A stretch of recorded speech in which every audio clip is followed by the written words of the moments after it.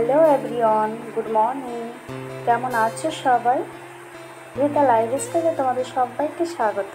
আশা করি তোমরা সবাই ভালো আছো, আর আমরাও খুব ভালো আছি বাট একটু খারাপও আছি, মনটা একটু খারাপ আছে। তো বলছি কেন খারাপ আছে পরে দেখো বন্ধুরা। গাছে আজকে বেশ কিছু ফুল ফুটেছে, কি সুন্দর ফুলগুলো, তাই না? আমার ছাদের যে টপগুলো আছে না, ওখানে বেশ কিছু ফুল ফোটে এখন, আর নিচে ও বেশ কিছু গাছ আছে, সেখান থেকে ফুল তোলা হারা হয়। আর এখানে টপে আমার তুলসী গাছ, দুব্বা গাছ এগুলোও আছে, কেননা এগুলো নিচে থাকলে না, ওই গাছের কাছে থাকলে বেশ যত্ন করা হয়। আর এখানে ওখানে মানে নিচে তো আমার জায়গা নেই, তো সেখানে থাকলে যত্ন করাও হয় না, যার জন্য আমি এখানে রেখে দিয়েছি। আর দুব্বা গাছ তো স্টেশন থেকে আনলে, মানে স্টেশন থেকে যখন ফুল কিনে আনি না, তখন যে দুব্বা গাছগুলো দেয় তাদের পুজোই করা যায় না, যার জন্য আমি আমার টপেই গাছগুলো লাগিয়ে নিয়েছি।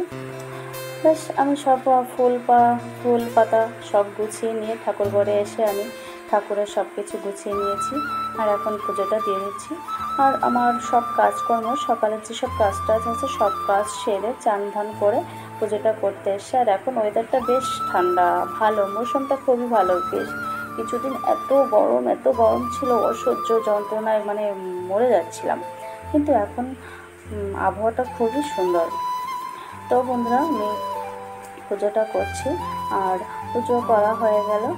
তো পুজো করা হয়ে যাওয়ার পরে আমার যে সব কাজ সেগুলোই আমি করব। তো চলো বন্ধুরা।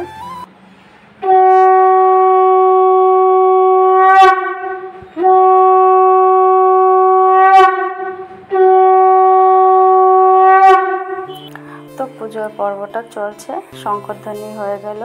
এবার আমি ধূপকাঠি প্রদীপ দিয়ে আরতি করে নিচ্ছি। আর দেখো বন্ধুরা, আমার পুজো করা কমপ্লিট হয়ে গেছে। এবার আমি নিচে যাব তুলসী মঞ্চে জল ঢালতে। আর আমার তুলসী মঞ্চটা হচ্ছে ঘরের সামনে, দুয়ারের পাশেই আছে। তো আমার জল ঢালার পরে আমি চলে যাচ্ছি রান্না করতে। তো রান্না চাপিয়ে দিয়েছি, আর শাশুড়িমাকে বলে দিয়েছি কী কী রান্না করতে হবে, কারণ আজকে আমি রান্নার কাছে বসতে পারবো না, দাঁড়াতে পারবো না, রান্নাটা আমি করব না, কারণ বরের সঙ্গে একটু বেরোনোর আছে। তো তার জন্য শাশুড়িমাকে আমরা রেডি হয়েছি স্টেশনে যাওয়ার জন্য, কারণ বর আজকে চলে যাবে। দুজনেরই খুব মন খারাপ, শুধু দুজনের না, বাড়ির সবারই খুব মন খারাপ। তো বরের জন্য কিছু ওষুধ, কিছু খাবার দাবার এটাই কেনার জন্য স্টেশনে যাব। তো ওখান থেকে তরমুজ নিয়ে এসি, ওষুধ নিয়ে এসি, সব কিছু এনে বাড়িতে এসে আবার তরমুজটা কেটেছি, বরকে খাইয়ে দিলাম, নিজে খাচ্ছিল। তো খাওয়া দাওয়া তো হচ্ছে, তার মধ্যে শুধু মনের টেনশন হচ্ছে। টাইমটা এখন বাজে 6টা, আর 7টা নাগাদ বেরোবে, তাই মুখটা মানে মুখ দিয়ে কিছু কথাই আসছে না, শুধু বুক ফেটে যাচ্ছে। বরের সামনে কাঁদতেও পারছি না, কিন্তু এডিট করার সময় তো চোখ দিয়ে শুধু জলই আসছে, কিছু কথা আমি মানে কথাই বলতে পারছি না, কি বলবো। বাচ্চাগুলো পাশে বসে আছে, ওরাই কিছু বলছি না, আমরা দুজন শুধু বসে আছি, কোনো কথা হচ্ছে না। কি করবো, মানে এতটা কষ্ট হচ্ছে, কাউকে না বোঝাতে পারছি না, বলতে পারছি। তারপর বাচ্চাগুলোকে ডাকছে, ওরা কাছে এসে একটু আদর দিচ্ছে, আদর খাচ্ছে। তারপর বর রেডি হলো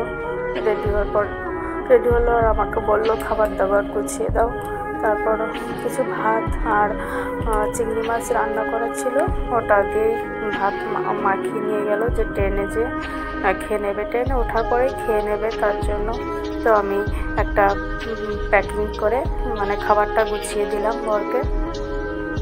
তারপর সব গুছানো হয়ে গেল, গুছানোর পরে বর রেডি হয়ে গেছে, আর এখন বেরোবে। তো কি বলবো, বেরোনোর মুহূর্ত এতটা কষ্ট হচ্ছে, মানে কাউকেই বলতে পারছি না, এত কষ্ট, মানে বুকটা ফেটে যাচ্ছে। এত কষ্ট কেন হচ্ছে, নিজের জন্য আমার কখনো এত কষ্ট হয় না, যা কষ্ট হচ্ছে।